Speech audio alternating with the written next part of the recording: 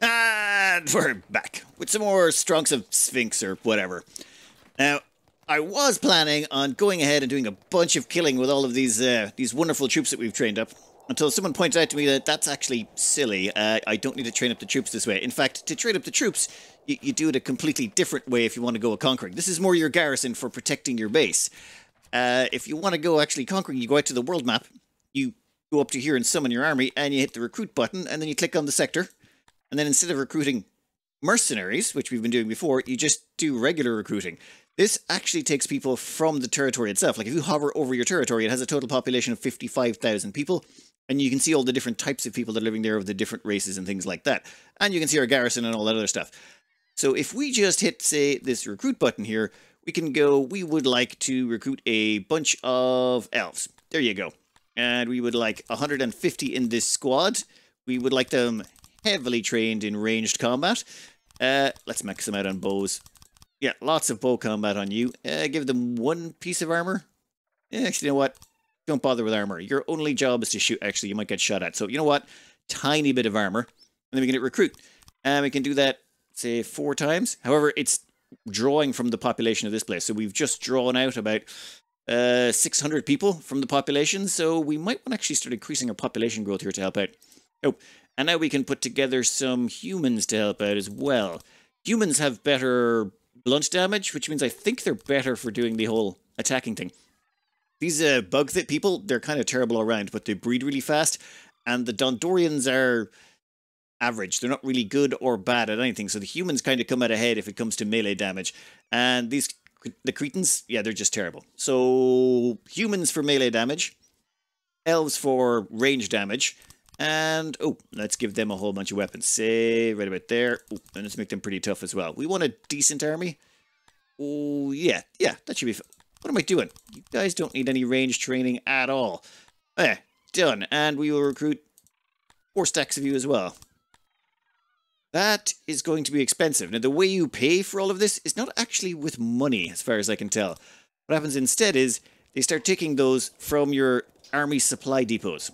So these army supply depots are not to support your garrison. They're actually to support your army on the world map. So what's going to happen now is if we speed up time, they should start grabbing this stuff and bringing it out to the people on the world map. Come on. There we go. You can see them putting together little wagons. They're going to load them up with all the armor, the weapons, the bows, the food, all that stuff, all those rations. They're going to get carted away. Now, we have things set up where it should replace them. So, and we have stuff in storage as well that we can come in. But this is going to eat into our money. We got about 5 million in storage. And, oh, as well as that, I was told to grab gems. Thing is here, if you say grab a human, let's go find a human in one of our laboratories. There we go. There's one of their regular human people. If you go down to fulfillment, you can see under here, they like things like clothing. That makes them happy. They like education. That makes them happy. In fact, giving them education is a really good idea. Humans just love their education. But there's also a bunch of other stuff in here that really helps them. Gems. If you possess gems, a certain amount per capita, they actually enjoy that. Not everyone does. Humans enjoy gems. Dwarves don't care. Dwarves are more... Here we are. Scintillon ore. So the more ore you have per capita, the more dwarves like it. And what are elves about then? Are you kidding me? For the elves, it's meat. The more meat you have per capita, the more they like it. Well then, they're very, very happy with our meat storage right now. In fact, I might even increase meat storage a bit more. So, excellent. Now all we have to do is wait for that army to be assembled. This army here is going to take some time. You can see it says 12 on it. That 12 means in 12 days the army will be generated. And I don't mean the whole army though. What'll actually happen... Oh, damn it. I left them with the same divisional number or a little picture. So in 12 days, 50 of them will be ready. And then 12 days after that, another 50. And then 12 days after that, another 50. So if you see under here, it's going to take 36 days. So 36 days for the full amount. And if you check here, you can scroll it down there. At 105, it'll take 24 days. And at 60, it'll take 12. So 60 is 12, 105 is 24, and 150 is 36 days. Okay then, once they're done, we can go around and start the conquering. I'm not exactly sure how the conquering works, but I have a fair idea. Oh, our military stockpiles are looking rather bare. They're like maxed size stockpiles as well. Do we need multiples? My god, I'm trying to imagine the cost of replacing that. 3,000 drink, 3,000 rations, 3,000 bows, 3,000 swords, 3,000 armors, and 3,000 clothing. Oh, this is going to be interesting. This is going to be interesting. Oh, and in the background, I've made a few changes. Well, not a few changes. I put in a new sort of... I'm trying to standardize on something so that we can put in an area, plop it down, and meet everyone's service requirements. So, for example, we have a guard post here to keep everyone happy, and it's surrounded by, you know, nice human areas for people to live in. We've also left a little bit more space on the roads. I've been advised people have to slow down to pass each other on single tile wide roads, so you're better putting in 2 or even 3 wide. Also gives us a little bit of space for future expansion. So this place here has your guard post, a tavern where people can... oh, you should see them recovering from their drinking. It's brilliant. We also put in a bathhouse, arena, some statues, some flower beds, a torch to keep people happy at night. Where else is there? Oh, a couple of wells also, a couple of speakers, bathhouse, lavatory, physician, janitor, and an eatery. Now, the eatery I've made a few changes to. Normally what I did was, well, we just didn't have a lot of food choices to go with our people. But the thing is, the dwarves like certain types of food, the humans like certain type of food, and the elves like certain type of food. And this is all of them that they care about. Bread, eggs, fish, mushrooms, meat, and apples. So then what I did was, I just made hauler stockpiles right here with all of those things so that they can be stocked up here. And then we got some import locations set up for them. So over here you'll see we got bread, mushrooms, fish, and eggs. The rest is usually produced or already been taken in, and it's stored over here. Just because I thought that was a good idea. Now, I might do some ripping out of old locations over here and sort of streamline them for the more optimized setup. Though I still have some space down here I haven't decided what to do with. But this should allow us to maybe scale up a little bit faster and easier. Instead of me having to spend 10 minutes designing an area, I can instead just go copy area, and this thing is designed to fit into the sort of ranch-sized chunks we've been using. So I can just do that, hit go, and then we can just copy-paste this entire thing down into one of these areas. Or probably more like down here or something like that. And then boom, we can expand out again. It's expensive, but it's much faster. There is also one other thing we sort of need to take care of, and that would be the humans. They're sort of... Well, we put down a lot of these nurseries to breed a lot of them very quickly, and we have successfully bred like 500 of them, which was the plan. Now we sort of have to turn those off. The problem is some of them have sort of babies and children in them, so when we shut down the assembly lines... Oh, no, you're off. This is going to cause a few problems, namely starvation for all the children left in them. I think we'll leave 2 of the hatcheries going. Okay, we'll still keep hatching some humans to keep up with replacement rate, but that's about it. Unfortunately, this means we're going to have a whole bunch of people who are going to be starving to death soon, so we might want to expand out our graveyard area. For now, we've got crypts, and these crypts are great. But I think we're going to have a big spate of about 100 deaths soon, and we're not going to have enough space for all the corpses, so I'm thinking a quick temporary graveyard might be in order. Let me see. Yeah, over here should be fine. That should cover us for... How many does this thing hold, actually? 35, so... Yeah, that should cover us for about 100 dead kids. Perfect. Alright, down here, I've expanded out our military training section. I'm thinking that might not have been as necessary, but you can see up here just how much they're using. So we got about 330 people using the sword training, or the melee training, and 270 using the bow training. We even had to expand out the bow training area. We've got one section down here, and another section over here, just to keep people trained up. The problem was, some people will phase out, as in, they might just go absolutely insane, and that means they've gone berserk. So once they go insane, or deranged, they can't train up anymore, and they phase out of the unit, and then replacements have to come in who need to get trained up. Or maybe something else is happening, because occasionally you'll just find people here, and their range training is 67%. This has been going on for like about a year. There should not be anyone left who is not incredibly well trained at archery. It's just a case of they seem to be phasing in and out. I've also expanded the asylums out because, well, we just didn't have enough. This one can hold 15 deranged people. This one can hold 9 deranged people, and this one can hold only a mere 3. And even then, we've still got 20 free-range deranged people wandering around the place. I'm going to have to make another asylum just to take care of all the people who go insane on this map. Kind of depressing, the amount of people who go insane in this game. You, where are we going to put you? You know what, we'll put you over by the military section where it's nice and loud. Beautiful. We can dump in another 12 or so deranged people in there, and there's the children. Okay, we got 138 children. I really wish there was a way I could just, like, tell them, don't breed any more kids. But basically, you just have to turn it off or on, and if it's on, it's just going to keep churning out babies. You can't just say, Finish the last batch. Just finish the last batch and be done with it. They won't do that. See, maybe I turn down the limit. That might work. Come on, let's turn this on again. But let's limit everyone. Oh. Actually, never mind. That limit works across everything. Never mind. We managed to restock our military, but the cost was rather excessive. We are now down to 336 in our treasury. That's not great. That's not great indeed. It's fine. It's fine. We make a fair chunk of change. As well as that, there's a... Well, in your treasury, there's also this thing you have, inflation. It's basically, if you have a bunch of money, you lose 10% of it every year. If you're in debt, you actually lose 10% of your debt every year as well. It's basically a way to stop you hoarding too much money. You can't just keep collecting infinite money. The higher your money gets, you're still going to lose 10% every year, which means you're better off just spending it or turning it into something else. Good thing to do is turn it into gems because they don't have any spoil rate. I've also put some into jewelry. They don't have a spoil rate. And we should probably put some into Centillion ore, though that does have a 1% spoil rate. In fact, we do have a mine, don't we? We have a mine over here, but I don't think I'm bothered digging up the ore. The problem is it's just its quality is so low, as in the deposit's running at about 25%, 29, 33. There are a few places, pockets worth digging up. It's just, we'd have to build a whole infrastructure section over here or start populating this area again. I don't think it's worth the effort, to be honest. Better off buying the stuff in with all the leather we're pulling through. Now, research-wise, a few changes that need to be made. We already have maxed out trade. Extreme temperature, yeah, whatever, who cares. Everyone has 2 layers of clothing, they'll be fine. We're going to crank up our husbandry, say, a little bit more. Yeah, we'll spend 12,000 on that. Oh my god, that's insane. We'll spend it again, and there we go. 20. Oh, that's a lot. 200% bonus to cow and meat production. That should give us more space to put down more people. Also, it gives us more money, because it'll bring in more hides.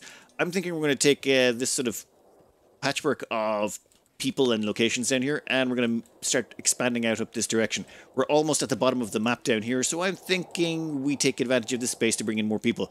We need to hit about 6,000 population to get to some of the endgame mechanics. Our first set of troops is already done. That's 50 humans trained up, 50 elves trained up. They'll another, well, 7, 8, 9, 19 days. So 19 more days and they'll all be good to go. For now, I'm sort of expanding onto our libraries. A few more libraries to help us get more research in. Soon we shall have an army to go... Actually, no, we right now have an army to go conquering. Perfect. Where to take? Well, this place has been attacking us a lot. I don't think we actually want this place. Does it have any decent things worth taxing? It's got cucumbers, which is one of the few foods we don't eat. A little bit of apples, cotton, stuff like that. I'm not even sure what the benefits are of taking over these places. What's your garrison size? 570. Your garrison size is 896. Your garrison 434. Let's take the smaller place first. How about that? So... yeah, off you go. We're going to go pick a fight with that crowd. Now, looking up at the map here on the top right, this whole area around us seems to be one colour. I presume that's because it's all one faction, or they're all rebels? I'm not actually sure. Doesn't actually tell me. Freelands. You are also Freelands. Let's try this crowd over here. You are Pasteli. Oh, okay, so this is actually a faction. Everyone in that belongs to something. We're actually in the Freelands, which means we can start taking over these territories, and no one should bother us. In theory. Well, let's see how this works out. While that's going on, back home I've been putting together, well, more administration, which I should... actually, you can't even upgrade that. We have also been putting together some more colleges, and... oh, wait, yeah, I know this. You cannot invade straight away. This is basically a waiting game. What you want to do is just wait them out. Even though we have a much larger and better army, we just wait. And you basically siege them out. There's no way to really assault, as far as I can tell. If we hit the assault button... like, if we hit assault now, it's automatic.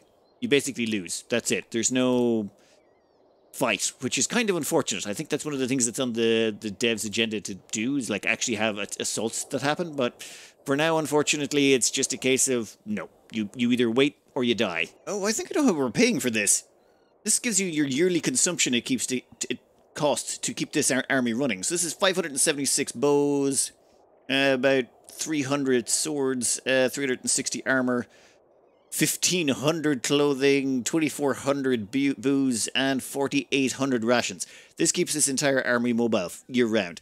So that's what we're paying, and that's where it's coming from. It's coming out of our stockpiles down here.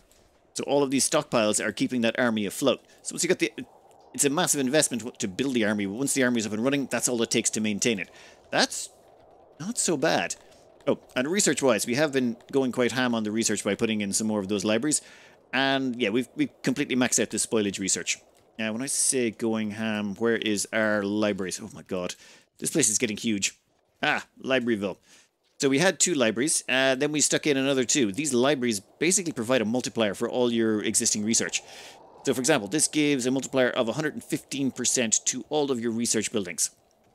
And that's every single one of these. So every single one of these is applying a 115% multiplier. So if we go down and grab a research lab, you'll see that it's spitting out just stupid amounts of research. This thing produces 413 research. But then it's getting a whole bunch of multipliers added on top of it because of all of the libraries. Yeah, and considering this thing employs 51 people, I'm not even sure what the break-even point is, but we'd probably want to put down several more libraries. I'd need to do the math on it at some point, but I'm pretty sure we're safe on libraries for a while longer if we need any more research. As for research, I found artillery. We've researched it, though I should probably learn how to build those later on. We have put nothing into farming. The only thing we put into farming is advanced forestry, which honestly I think might have been a mistake. I might unlearn that later, though considering how little it cost us, I'm not even sure it's worth the effort. We've grabbed ourselves taverns and tourism so that we can put in some inns. We grabbed a few bits here and bobs here and there, but the only things we've really maxed out are spoilage to stop things getting, well, spoiling, trade negotiations, maintenance. You know what? Let's grab a few more points in maintenance. It saves us a little bit of cost, so in fact, yeah, we can easily afford to max that out as well. We've also got all of our roads done up. A few bunch of things over here. Workplace safety, I've cranked up a fair bit, but it's gotten rather expensive. I think that's as safe as it needs to be for our people.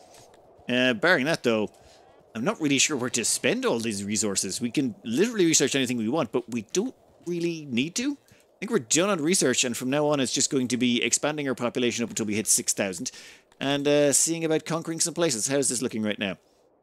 Yeah, that hasn't gone very far, has it? What we'll do is we'll speed up time for a minute. And the next day, if we go to invade, our odds are going up and up and up. So in about a week or so, I'd say, or 4 or 5 days, we should be able to capture that city with minimal losses or no losses at all. In the meantime, we are building on universities.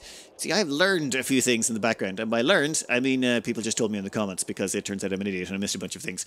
If we go under, say, education for our people here, you'll see we've got educate. Educate gives you a big list there. That's all the things it improves. Warehouses, well, okay, the main important ones are administration, libraries, and laboratories. All of those get a +1 or a +1.5. Huge bonuses for anyone who's got an education and working in those industries. However, indoctrinate, I thought, was just brainwashing your people into not hating you so that they'd be more loyal. Turns out that also has bonuses. So indoctrination makes you better at most of the basic tasks like mining, harvesting, even animals and stuff like that. So we're indoctrinating all of our dark elves right now.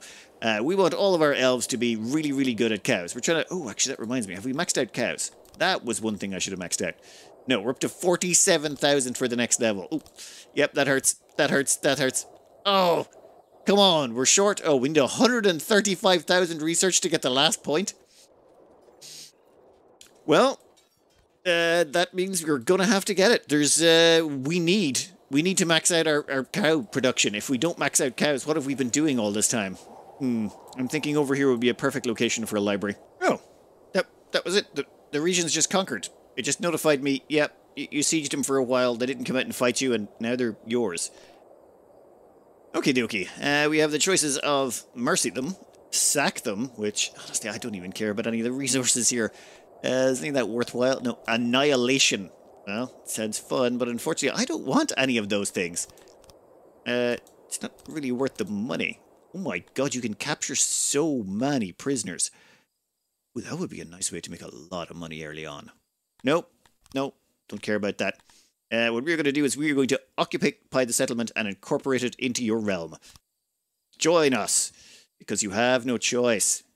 Now, if we click on it here, we can actually check out what kind of things we can do to him. Oh, ding. Ah, here it is. So now we can manage the region, increase its loyalty, or do things to it to make it a better region, or possibly tax it for stuff. And now you'll notice here that its loyalty is going to go up to 189%. Now the reason for that is they have a giant army on their doorstep, and that army is making them nervous. So they're going to do whatever we say, so long as we have sharp pointy sticks nearby. Unfortunately, our army will have to leave at some point, so let's just summon another army would be my preferred method. We are going to recruit an army. We're going to recruit it right here. Yeah, thank you very much. We're going to recruit a bunch of... Oh, you have loads of Kryptonians. Fine. We are going to recruit them. We're going to get rid of all of this. Yeah, that seems like perfect. Six days to make them? Right. There we go. So, that should be a nice large army that should keep them from annoying us. Theoretically, I'm not sure how well that will work. We'll find out. In the meantime, we'll just have our army stay there to keep them calm. Now, what can we do to them, though, is the question. So, we're going to tax them for ore. I have no idea how much that will bring in, but we'll see. We've also given them a level in sanitation and law to help keep them from, you know, rebelling. We'll see how this works out. We might have to start coming back in here and tweaking things, but I think this is all we get out of them, which is not great. I was really hoping this would give us a nice influx of something, but it seems you just get a little bit from the management or the... Ah, damn it. Those points we're spending, those are the administration points we get from these buildings back here. So these administration buildings, we have 2 of them. So we can either use those points on our territory or we can use them on theirs. I'm just not sure why we'd want to use them on theirs so much. Oh, and now we have several universities up and running, indoctrinating all of our elves into making them great cow handlers. And soon we'll have that library up and running so we can finish off our cow research. With the library done, our research has now peaked at 197k in storage. So we're going to get the final level of animal husbandry, which only gives us a 10% bonus. But it is done. It is finally done. We have maxed out cow production. We are at maximum cow. There is no more beyond this. This is just the ultimate in cow production. The only thing that can make this slightly better is the indoctrination training we're giving to our elves, which is probably going to take a while. Like, someone's got to have some indoctrination. Come on. We've got so many colleges. Ah, god damn it. We've even got the religious stuff, the technology, we've got tools, we've got nobles, we've got the experience bonus. We've stacked everything except indoctrination. But there's 2,400 elves. It's going to take a while to indoctrinate a lot of them, but it's done. It's done. The cows have been maximized. However, this has led us to a little bit of a problem. I just sort of realized it now. Oh, I didn't know how the game worked, so I may have made a few minor miscalculations here. One, I thought we were just going to make big army go stomp, like, settlements, and then those settlements would funnel us resources to make more armies to stomp more settlements. Turns out that's not how it goes. I think the biggest advantage of taking the settlement... Now, again, I haven't quite got... I've only just found this out recently, and this is just my opinion, is, well, population. For example, we can raise an army from here, but it maxes out at about 12k humans, 14k there, and this one maxes out at about... what's this one look like? About 5.5k humans, 8.7k elves. So the real resources we want are people and 6 other resources. Basically, clothing, drink, rations, bows, weapons, and armor. We want to maximize the production of these 6 items so that we can field the largest armies possible so that we can conquer the map. Well, that or annihilate everyone, I'm not sure. We might just conquer our corner and then just annihilate every other city we come across just for giggles. But that's sort of the plan. Now, on the bright side, some things we've done right and some things, well, we did wrong because we didn't know what we were going to need. For example, we have literally no grain and nothing to do with bread. Rations-wise, we can probably sort that out by taxing some people for maybe herbs or something, right? Need herbs? That guy's got 40% herbs. They've got more. Someone will have a lot of herbs. We'll tax them for a bunch of their herbs. And we can combine that with our meat to make the rations. Clothing-wise, we can actually dump a bunch of research into clothing and produce that ourselves out of leather hides. And the armor... Ooh, this one's interesting. This here is an old tailoring bench. Now, I wasn't using it for ages, but what we can do with this... What is that on the ground? That, you know what? It doesn't matter. So this is a tailoring bench. It consumes leather, and you can make armor out of it. And I've been checking. It's actually not that inefficient. In fact, if we stack a bunch of bonuses on it, assuming we have the research, we can really crank up the production on clothing. Where is it? Yeah, we've got 22 levels of tailoring specialization we can do. We get a bunch of dwarves in on that, and we can crank out armor. Now, you are thinking, well, it's going to be leather armor, not metal. Turns out, no difference. As far as I can tell, any armor you produce is just classified as armor. Doesn't matter if you make it out of metal or if you make it out of leather. And we have lots of leather. We have just so much leather. And dwarves, already really good at making armor. So they'll get a production bonus. If we click on these guys, we can see they're actually doing pretty well for themselves. And we can add on 8 tools. And this whole thing is upgradable by a single level, which gives us a 50% production bonus. And in fact, I think this is better than making normal armor through, say, one of these things over here. What is it, this one? Damn it. Someone over here used to be able to make armor. Ah, armor smithing. We can build an armor smithy. Problem is, I don't think it can level up. For example, the smithies here seem to be a single level thing, which means we won't get any 50% bonus. For example, this metal smelter gets a double bonus, or a 100% bonus because it gets 2 levels of upgrades. The metal smithy gets 0, but the clothing one gets a 50% bonus, gets a single bonus. So that means it might actually be more efficient. I'll have to double check the numbers on the side. I think it might be more efficient to make our armor out of hides than it is out of steel. In fact, you can make weapons out of stone and wood, and that just feels so wrong to me. Those weapons are classified the exact same as any you make out of metal. There's no difference as far as I can tell, but I'm open to correction on all of those things. Bows, however, a little bit of a problem. You build a bowery, or a bower, whatever. You build a specific building that makes bows, it gets no special upgrades. It's actually kind of expensive to build those things. The bows might be a little bit of a problem. So what we need to do is rejig our entire economy to mass produce armor, which is going to be very easy. All we need for that is hides, which we are swimming in. We're exporting literally tens of thousands of them every year, if not more. Then we'll also have to build swords, which shouldn't be that hard. But to build swords, we're going to need coal and iron. We can max out the upgrades on that as well. But, say this crowd over here, they actually have decent amounts of ore. We can tax those quite heavily for ore. And if we do that, 118, is that 118 ore a day or an hour or what is it? You know what? I'll find out later. I don't care. But we can tax them for ore. There's another crowd we can tax for coal. We basically just want to tax people for the things that allow us to produce the 6 items that allow us to field armies. And then we want to use that to field an army of about 10,000 pawns.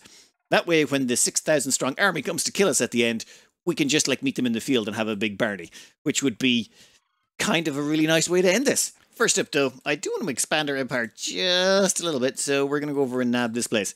This is the northernmost rebel territory, as in one of the grey territories over here. So I want to nab this now while we've got the time. Well, the problem is we're going to have to completely... Yeah, we will wait. Yeah, we're going to wait that crowd out as well. We need to completely sort of rejig our entire economy. I need to rip out a bunch of stuff, replace it with other stuff. Oh god, this is going to be such a mess. I sort of configured this entire thing for building an army inside our base and using our people to do it.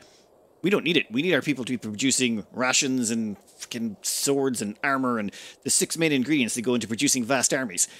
That's going to require a complete rejig of a lot of things. And there's our second region conquered. Kind of tempted to see what Annihilation does. Like, what would that actually do to the territory? So, a lesson that will be remembered for generations.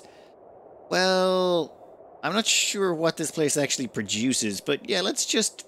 Wait, no, liberate? No! Annihilate. Oh, we can...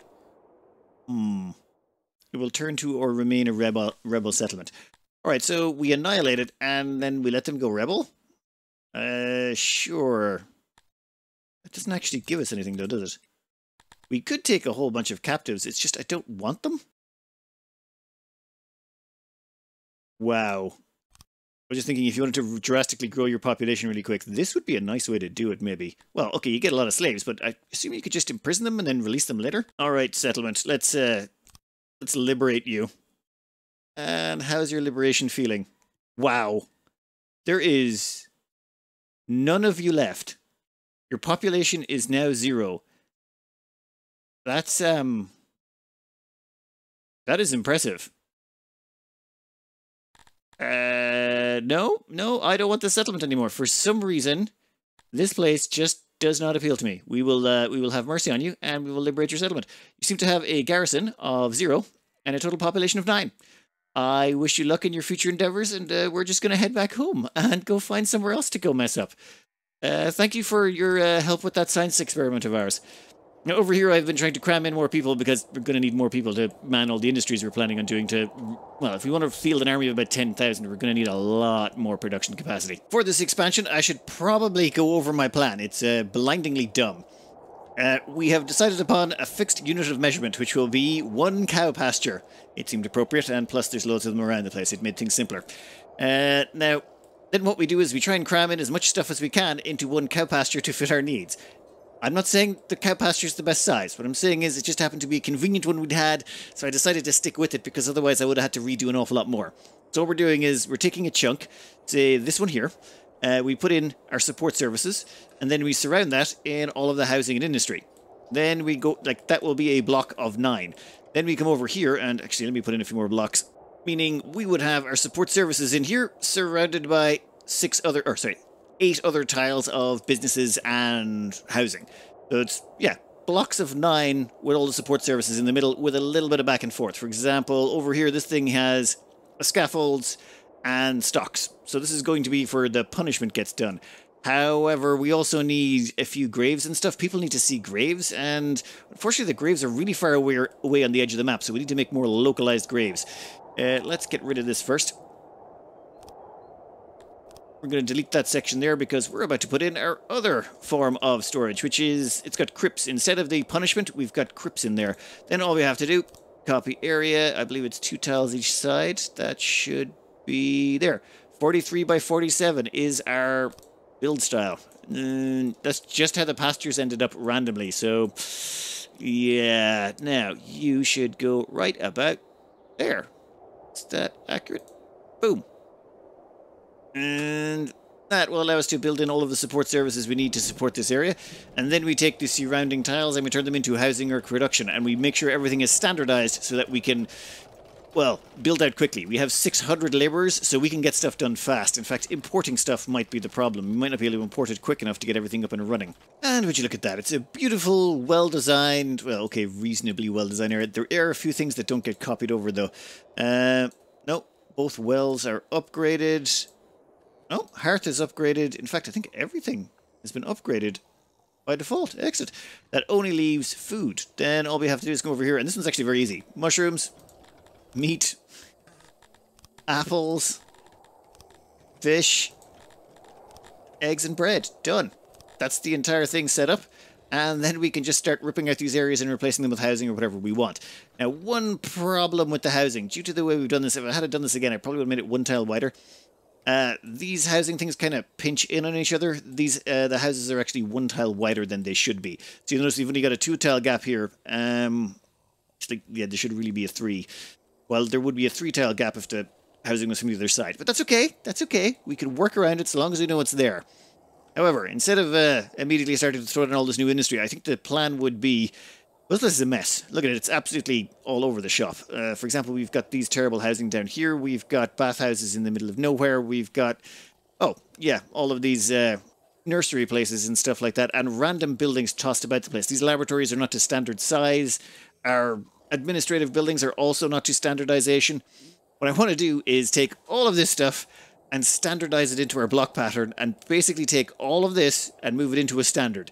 That way, when we expand out, everything will be fine. Of course, that will take time, and I don't want to inflict that on people, because it's basically doing the same thing we've been doing for the last 5 episodes, and basically just moving it into a neater, more easy-to-understand format, and more compact as well, so that we can, you know, then get into the good stuff. So I think I'm going to do that off-screen. I think I'll just take Wednesday, do all of that stuff, get it done, and then we can jump back in when it comes to actually mass-producing the 6 items we're going to need to destroy or take over the world, which will be clothes, armor, weapons, bows, rations and drink. And I got to figure out ways to absolutely maximize the bejesus out of that so we can support a gigantic army. That might take a little bit of wiki work as well. Anyone got any suggestions? I'm more than open. Like, from what I've been looking up on this, there's not a lot of information on this game. Most of the information, most of the tutorials are terrible. Just, well, not terrible, just not very informative. I can never find the information I'm looking for. But, that's kind of half the fun, I suppose, of this thing. Figuring all of this mess out has been joyous. Anyway, I am going to cut this out here for today. Sorry about the shorter episode. It's just I kind of got sidetracked by realizing armors were completely broken. So I hope you enjoyed and good luck. Oh. Here's Ilaria. She's sobering up. She has assumed the sobering up position on the floor of the tavern. Come on, Ilaria. Are you sober yet? No. Oh, there you go. There you go. I think that's bad for people's health. You know what? Totally worth it.